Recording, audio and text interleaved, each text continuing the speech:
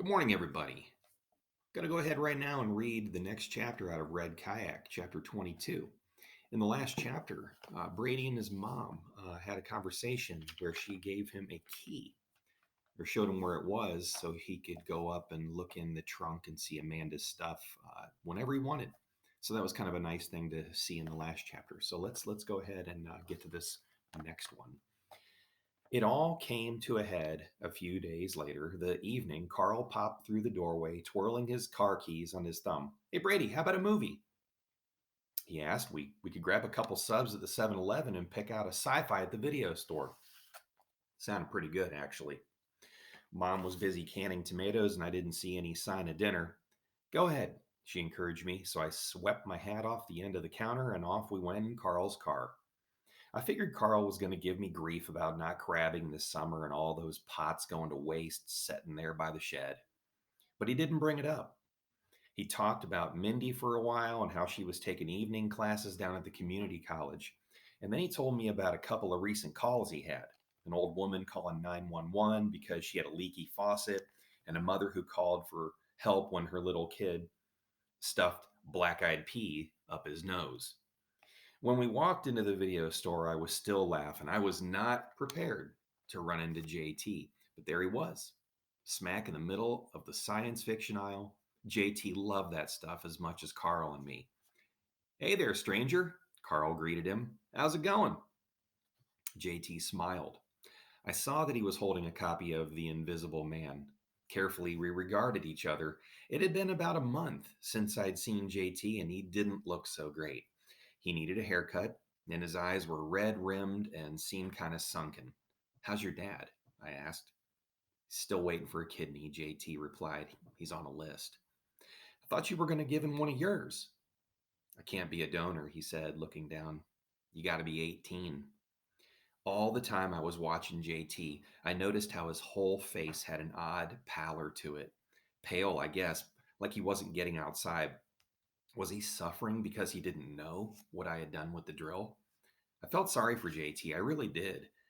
Things will be all right, I told him, speaking slow, our eyes connected. It'll be okay, I repeated.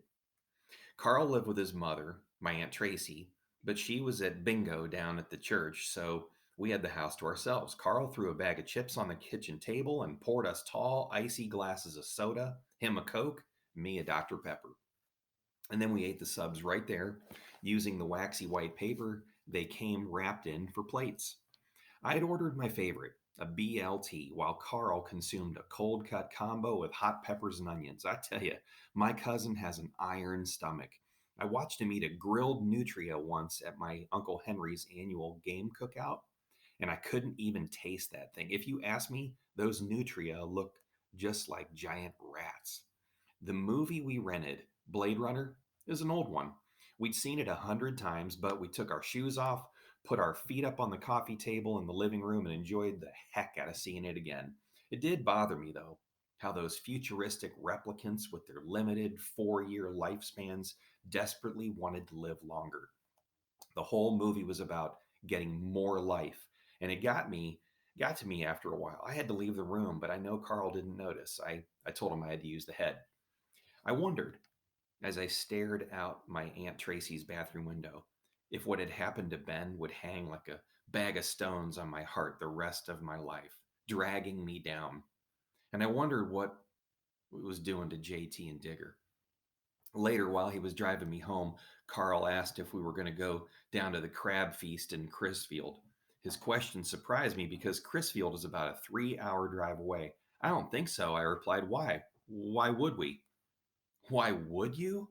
He turned and made a face like, duh, because the Watermen are planning that big protest. In Crisfield? I asked. Crisfield's in the middle of nowhere. Anybody who's anybody in this state goes to Crisfield for that crab feast, Carl explained. Delegates, state senators, the governor, all the political poobahs, and all those media people too, the newspapers, TV. This is a big issue, Brady. Oh, I was beginning to understand. I just hope it doesn't get nasty, Carl said. What do you mean? You think somebody might get violent? Carl stayed focused on his driving. Some of those watermen are pretty ticked off. I suppose anything could happen.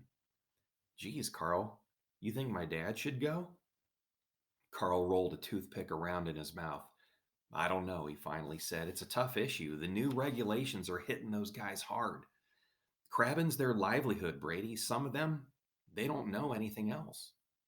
I felt bad that I'd been so wrapped up in my own troubles. I hadn't even thought about Dad.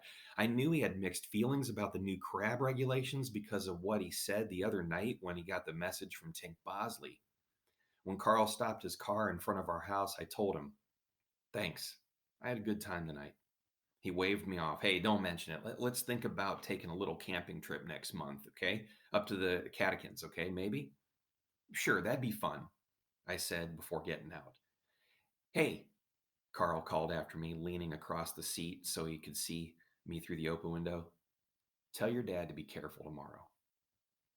All right, guys, that's midway through this chapter. It's kind of a long one. I'm going to stop right there today. So, what I want you to do is I want you to get in Google Classroom. I want you to answer the question that I have in there today. I'm also putting another link a little bit earlier in this video, something I want you to check out. So, do your homework today. Check out our 2 pages here and subscribe to them. Do your homework and watch previous videos over here too. Have a great one, guys.